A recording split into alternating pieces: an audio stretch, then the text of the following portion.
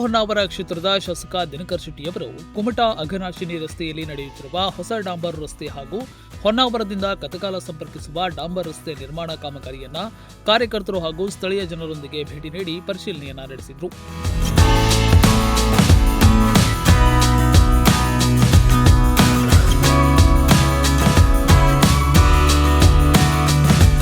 ಸ್ಥಳದಲ್ಲೇ ಗುತ್ತಿಗೆದಾರರಿಗೆ ಕಾಮಗಾರಿಯನ್ನ ಅತ್ಯುತ್ತಮ ಗುಣಮಟ್ಟದಲ್ಲಿ ನಿಗದಿತ ಮಾನದಂಡಗಳಂತೆ ಪೂರ್ಣಗೊಳಿಸುವಂತೆ ಸೂಚನೆಯನ್ನ ನೀಡಲಾಯಿತು. ಸಾರ್ವಜನಿಕರಿಗೆ ದೀರ್ಘಕಾಲ ಪ್ರಯೋಜನವಾಗುವಂತೆ ರಸ್ತೆ ನಿರ್ಮಾಣ ಕಾರ್ಯವನ್ನ ಜವಾಬ್ದಾರಿಯುತವಾಗಿ ಹಾಗೂ ಸಮಯಕ್ಕೆ ಸರಿಯಾಗಿ ಮುಗಿಸುವಂತೆ ಸೂಚನೆ ನೀಡಿದರು.